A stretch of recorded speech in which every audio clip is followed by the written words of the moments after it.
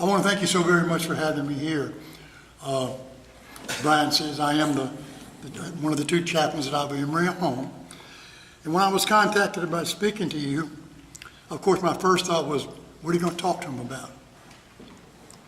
And then it dawned on me, I guess maybe I should talk about something I know something about in case you ask me a question or two. I thought about speaking on the saints, but a lot of people speak on the saints sometimes, to be honest with you, is a last resort of what they're going to talk about. But I figured y'all would know more about the saints than I do, because it's only been 60 years since I converted to the Catholic faith. Then I did what I should have done in the first place. I prayed and asked God to help me.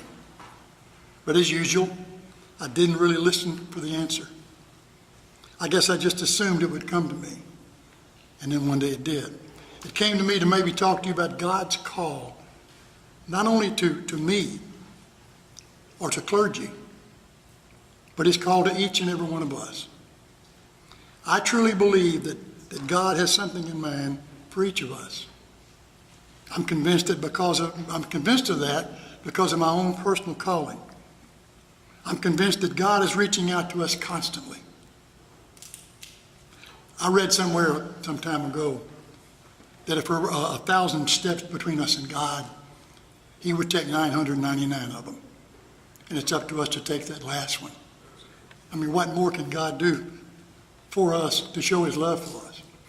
And I use this analogy quite often, and when I talk about the steps God's making to us, for some reason it popped into my mind the fresco on the ceiling of the Sistine Chapel by Michelangelo, the creation of Adam.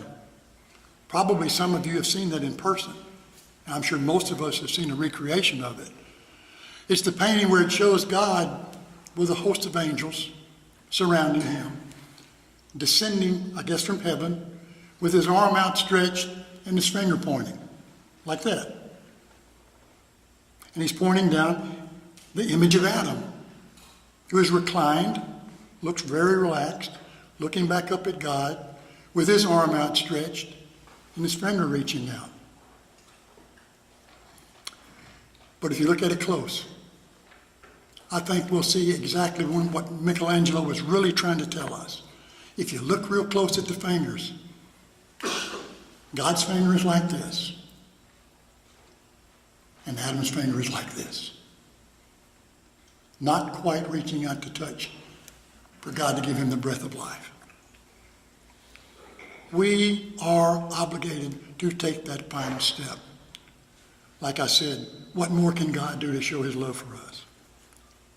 Then it came to me that maybe I should come up with a theme for my talk. And again, it popped in my head and say, is that you, God? Well, I don't know about you. If God was talking to me, I would probably say, is that you talking to me? I did my Robert De Niro. Are you talking to me? As you came in, you may have been asking, what's he doing here? What's he going to talk about? And more importantly, Coach, how long is he going to talk? So, well, believe it or not, I ask myself of that question every time I'm involved in God's work as a deacon. Whether it's assisting at Mass, preaching, serving the elders and staff at Ave Maria Home, like we said, where I'm the pastoral care director and one of the two chaplains along with Deacon Norman Alexander, or speaking to a group such as you. It's not that I don't enjoy doing these things, because anyone who knows me knows that I've never met a microphone I didn't like. That was my first question. Are we going to have a microphone? I have this Andy Devine voice. You have to be an older guy to know what an Andy Devine, that graspy voice. I know it's because I still can't figure out why God called me to try to help in his plan for us. And I still believe, I'll probably go to my grave believing that one day God's going to look down and see me like I'm doing today, or preaching or something, and say, that's not the Jack I was talking about. It's the other Jack. How many people here know Jack Conrad? Deacon Jack Conrad. Most people didn't know him or know of him. And I think, if I'm not mistaken, Deacon Jack Conrad's title is Spiritual Director of LeBonner Children's Hospital. We have this little inside thing between us whenever we see each other. Sometimes when I'm introduced as Deacon Jack, they'll say, "Oh, are you Deacon Jack Conrad?" I say, "No." Deacon Jack Conrad is younger than me, taller than me, and much better looking.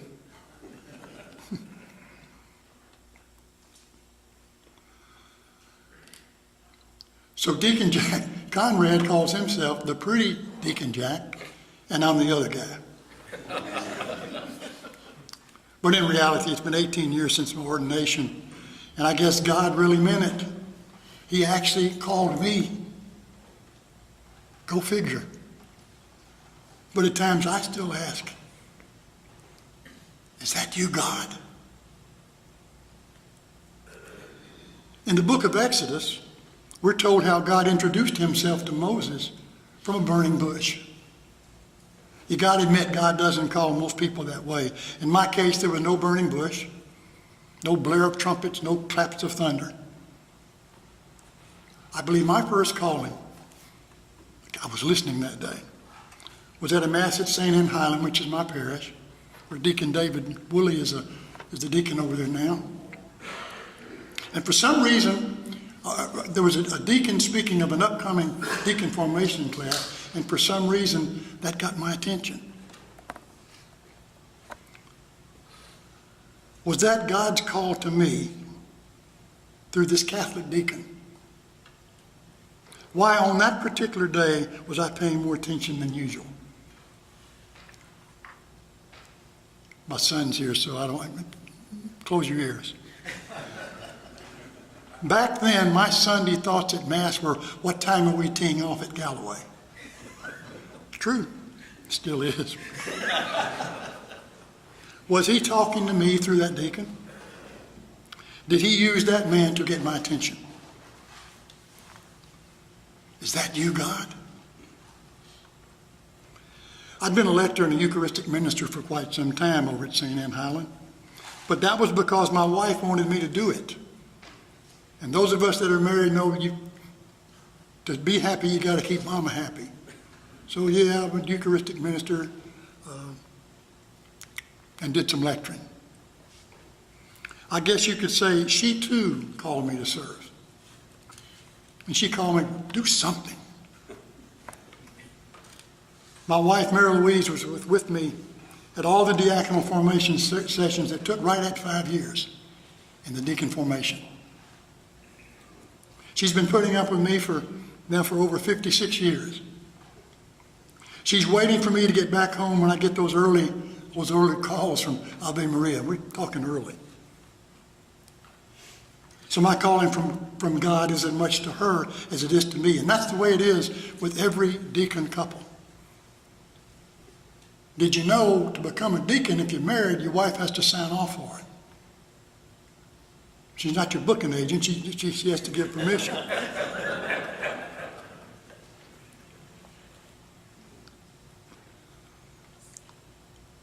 This reminds me of, speaking of the Ave Maria, the early, and I do mean early calls, reminds me of my very first call when a resident had been called to God. And I went out and they told me what room the resident lady was. And I walked in the room, and this elder is laying there with her arms crossed, her eyes closed, looking so peaceful. And I'm thinking, man, I'm going to do a real good prayer. And I did. I probably made the best prayer I ever did in my whole life. As I finished the prayer and gave her a blessing, she uncrossed her arms, opened her eyes, looked at me and smiled. And the nurse came up behind me and said, "Deacon, it's the other bed."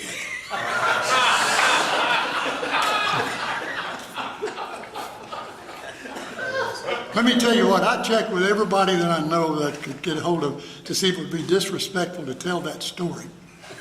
But it's the honest to God's truth. And I'm going to tell you something. You know what I learned from that? At Ave Maria home, I verify everything. I look at my calendar. I look at my book. I look at the clock, everything. I don't guess at anything anymore.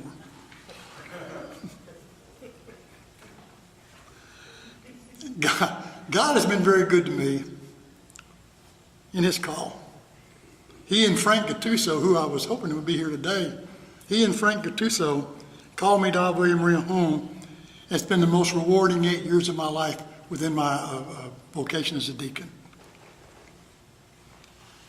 I tell everyone about my daily heart tugs I get there. On my way out Summer Avenue each morning, I wonder when I'll get that first heart tug of the day. And sure enough, I no sooner get in the door and someone will say or do something that will tug at my heart. Something as simple as, "Morning, Deacon," or "What you going to talk about today?" Or, "Hey, Deacon, we're praying for you." In the past few months, I've needed those prayers, and those precious people have helped pull me through. One of the first things I learned when I came to Ave Maria, I learned from the precious residents there. And that was that we never forget our faith, neither due to our age or our condition. It may be on the back burner for a time, but when the time comes, our faith in God is there. Believe me. Let me tell you of another experience at Ave Maria that shows that we never forget our faith. This was on a day that I go to St. Luke's Cottage, which is the place where people with Alzheimer's, dementia, or memory problems are living. And on this particular day, it was the feast day of the guardian angels. And I went and I sat down, and the people were like this, in sort of a semicircle.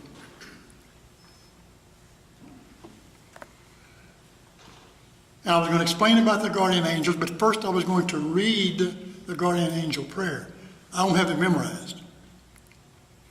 I can remember Mark Antony's funeral speech from when I was a senior in high school, because I did that in Julius Caesar.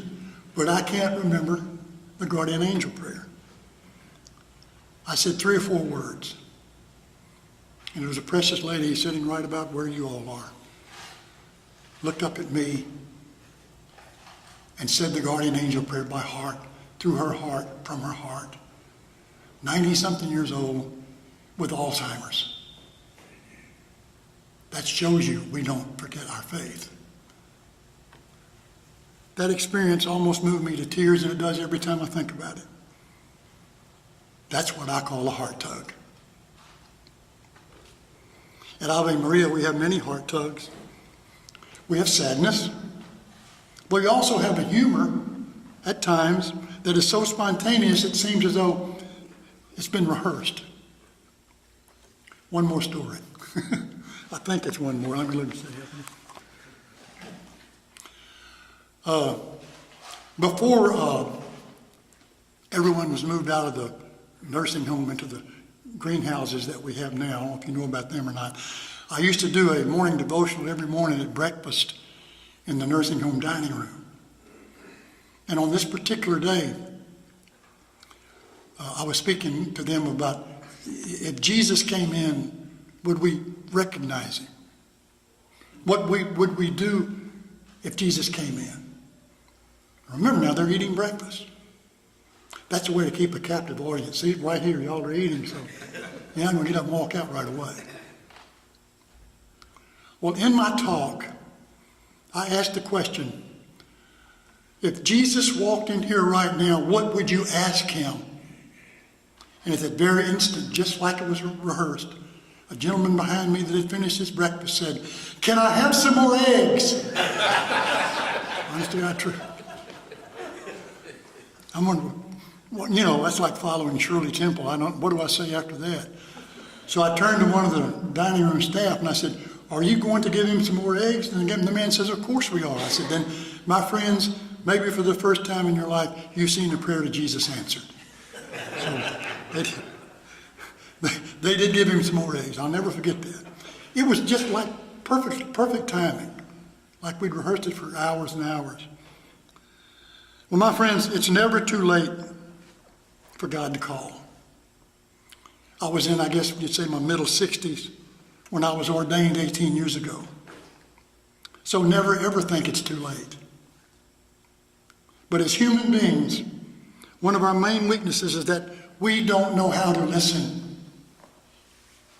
And God talks to us all the time. I've always felt that what we call our conscience is God talking to us.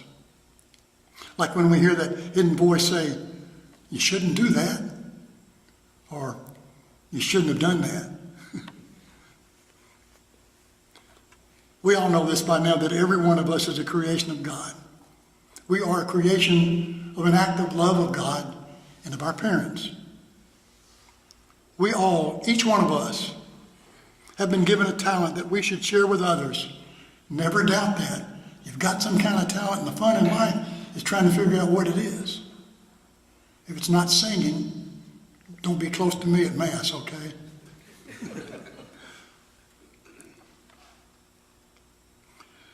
God has called us all to do something with our lives that will show our love for Him and for each other.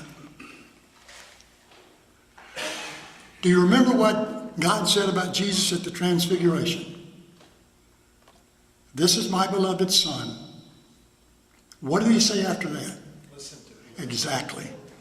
Most people get that wrong. They'll say, in whom I'm well pleased.